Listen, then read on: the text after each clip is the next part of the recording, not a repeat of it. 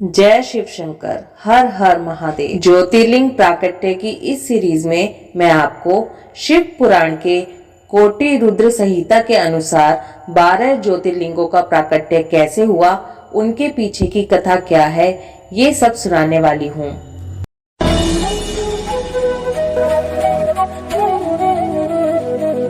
सूत जी कहते हैं, अब मैं भीम शंकर नामक ज्योतिर्लिंग का महात्म्य कहूँगा।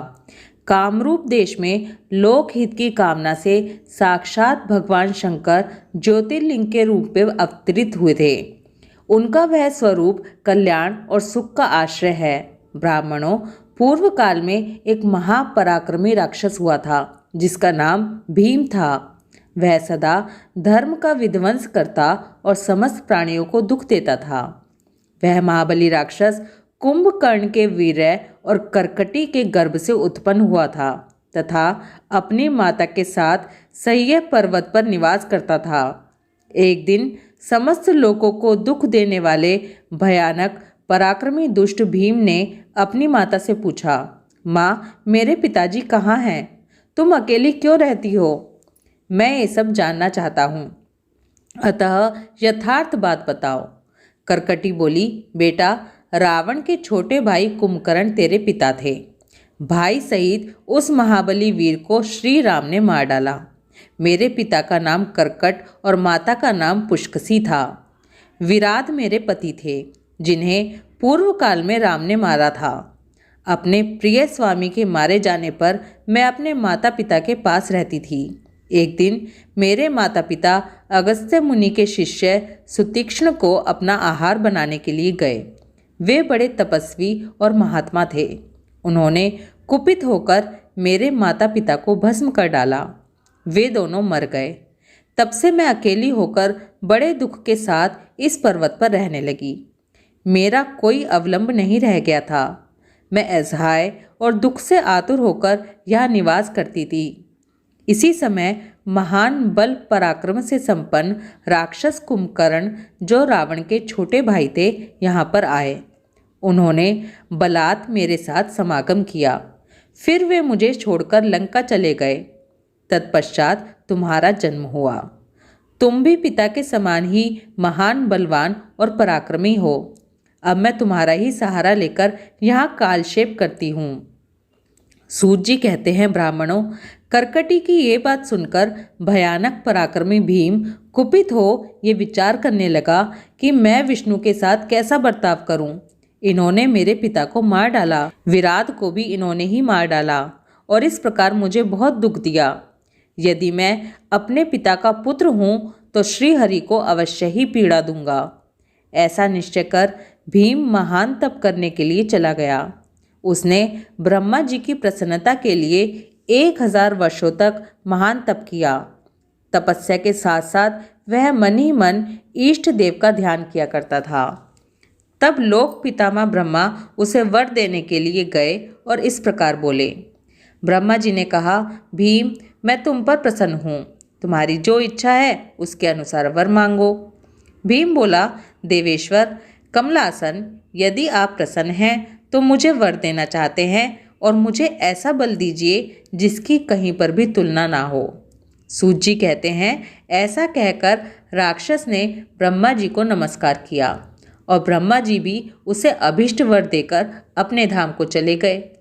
ब्रह्मा जी से अत्यंत बल पाकर राक्षस अपने घर आया और माता को प्रणाम करके शीघ्रतापूर्वक बड़े गर्व से बोला, माँ, अब तुम मेरा बल देखो। मैं इंद्र आदि देवताओं तथा इनकी सहायता करने वाले श्री हरि का महान संहार कर डालूंगा। ऐसा कहकर भयानक पराक्रमी भीम ने पहले इंद्र आदि देवताओं को जीता और उन सबको अपने अपने स्थान से निकाल बाहर किया। तदंतर देवताओं की प्रार्थना से उनका पक्ष लेने वाले श्री हरि को भी उसने युद्ध में हरा दिया। फिर प्रसन्नतापूर्वक पृथ्वी को जीतना प्रारंभ किया। सबसे पहले वह कामरूप देश के राजा सुदक्षिण को जीतने के लिए गया। वहाँ राजा के साथ उसका भयंकर युद्ध हुआ। दुष्ट असुर भीम ने ब्रह्मा जी के दिए हुए वर के प्रभाव से शिव के आश्रित रहने वाले महावीर महाराज सुदक्षिण को परास्त कर दिया और सब सामग्रियों सहित उनका राज्य तथा सर्वस्व अपने अधिकार में ले लिया। भगवान शिव के प्रिय भक्त, धर्म प्रेमी, परम धर्मात्मा राजा को भी उसने कैद कर लिया और उनके पैरों में बेड़ी डालकर उन्हें एकांत स्थान में बंद कर दिया। वहाँ उन्होंने भगवान की प्रीति के लिए शिव की उत्तम पार्थिव मूर्ति बनाकर उन्हीं का भजन और पूजन आरंभ कर दिया। उन्होंने बारंबार गंगा जी की स्तुति की और मानसिक स्नान आदि करके पार्थिव पूजन की विधि से शंकर जी की पूजा संपन्न की। विधि पूर्वक भगवान शिव का ध्यान करके वे प्रणव युक्त पंचाक्षर मंत्र ओम नमः शिवाय इसका जाप करने लगे। अब उन्हें दूसरा कोई काम करने के लिए अवकाश ही नहीं मिलता था। उन दिनों उनकी साध्वी पत्नी राजवल्लभा दक्षिणा प्रेम पूर्वक पार्थिव पूजन किया करती थी। वे दंपति अनन्य भाव से भक्तों का कल्याण करने वाले भगवान शंकर का भजन करते और प्रतिदिन उन्हीं की आराधना में तत्पर रहते थे। इधर वह राक्षस वर्ग के अभिमान से मोहित हो यज्ञ कर्म आदि सब धर्मों का लोप करने लगा और सबसे कहने लगा, तुम लोग सब कुछ मुझे ही दे दो। महर्षियों, दुरात्मा राक्षसाओं की बहुत बड़ी सेना साथ में ले उसने सारी पृथ्वियों को अपने वश में कर लिया। वह वेदों, शास्त्रों, स्मृतियों और पुराणों में बताए हुए धर्म का लोप करके शक्तिशाली होने के कारण सबका स्वयं ही उपभोग करने लगा। तब सब देवता तथा ऋषि अत्यंत पीड़ित हो महाकोशी के तट पर गए और शिव का आराधना तथा स्तवन करने लगे। उनके इस प्रकार स्तुति करने पर भगवान शिव अत्यंत प्रसन्न हो देवताओं से बोले, देवगण तथा महर्षियों, मैं प्रसन्न हूँ, वर मांगो, तुम्हारा कौन सा कार्य सिद्ध करूँ।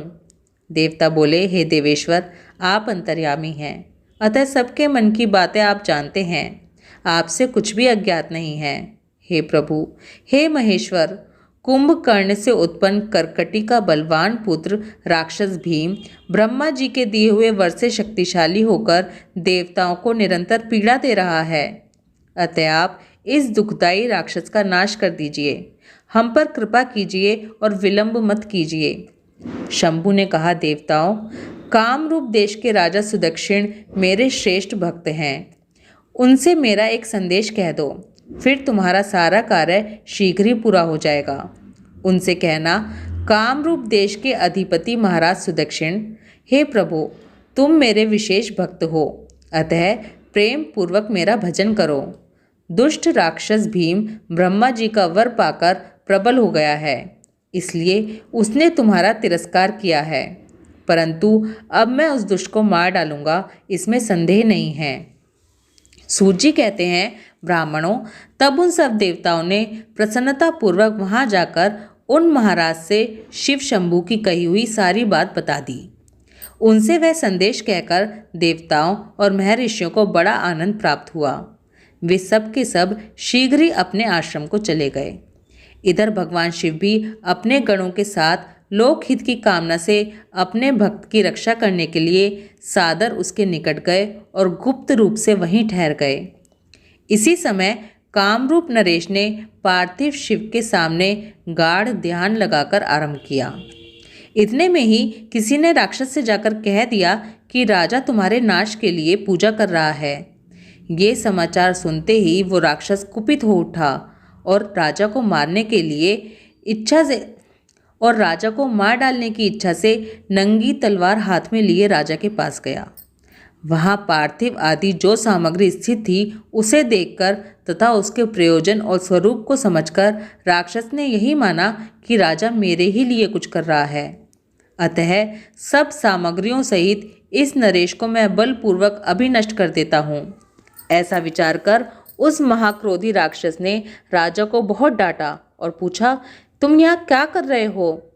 राजा ने भगवान शंकर पर रक्षा का भार सौंपकर कहा, मैं चराचर जगत के स्वामी भगवान शिव का पूजन करता हूँ। तब राक्षस भीम ने भगवान शंकर के प्रति बहुत तिरस्कार युक्त दुर्वचन कहकर राजा को धमकाया और भगवान शंकर के पार्थिव लिंग पर तलवार चलाई। वह तलवार उस पार्थिव लिंग का स्पर्श भी नहीं करने पाई कि उससे साक्षात भगवान हर वहाँ प्रकट हो गए। भगवान शंकर कहने लगे, देखो, मैं भीमेश्वर हूँ और अपने भक्त की रक्षा के लिए प्रकट हुआ हूँ। मेरा पहले से ही यह व्रत है कि मैं सदा अपने भक्तों की रक्षा करूं। इसलिए भक्तों को सुख देने वाले मेरे बल की ओर दृष्टिपात करो। ऐसा कहकर भगवान शिव ने पिनाक से उसकी तलवार के 2 टुकड़े कर दिए। तब उस राक्षस ने फिर अपना त्रिशूल चलाया, परंतु शंभु ने उस दुष्ट के त्रिशूल के भी सैकड़ों टुकड़े कर डाले। तदंतर शंकर जी के साथ उसका घोर युद्ध हुआ, जिससे सारा जगत क्षुब्ध हो उठा। तब नारद जी ने आकर भगवान शंकर से प्रार्थना की। नारद बोले, लोगों को भ्रम में डालने वाले महेश्वर, हे मेरे नाथ, आप क्षमा करें, क्षमा करें। तिनके को काटने के लिए कुल्हाड़ा चलाने की क्या आवश्यकता है? शीघ्र ही इसका संहार कर डालिए। नारद जी के इस प्रकार प्रार्थना करने पर भगवान शंभु ने हुंकार मात्र से उस समय समस्त राक्षसों को भस्म कर डाला। हे मुने, सब देवताओं के देखते देखते शिवजी ने उन सारे राक्षसों को दग्ध कर दिया। इसके बाद भगवान शंकर की कृपा से इंद्र आदि समस्त देवताओं और मुनीश्वरों को शांति मिली और संपूर्ण जगत स्वस्थ हो गया। उस समय देवताओं और विशेषतः मुनियों ने भगवान शंकर से प्रार्थना की कि हे प्रभु, आप यहाँ लोगों को सुख देने के लिए सदा निवास करें। यह देश निंदित माना गया है। यहाँ आने वाले लोगों को ज़्यादातर दुखी होता है, परंतु आपका दर्शन करने से यहाँ सबका कल्याण होगा। आप भीम शंकर के नाम से विख्यात होंगे और सबके संपूर्ण मनोरथों की सिद्धि करेंगे। आपका यह ज्योतिर्लिंग सदा पूजनीय और समस्त आपत्तियों का निवारण करने वाला होगा। सूत जी कहते हैं, ब्राह्मणों, उनके इस प्रकार प्रार्थना करने पर लोक हितकारी एवं भक्त वत्सल परम स्वतंत्र शिव प्रसन्नता पूर्वक वहीं स्थित हो गए। बोलो भीम शंकर महादेव की जय। हर हर महादेव।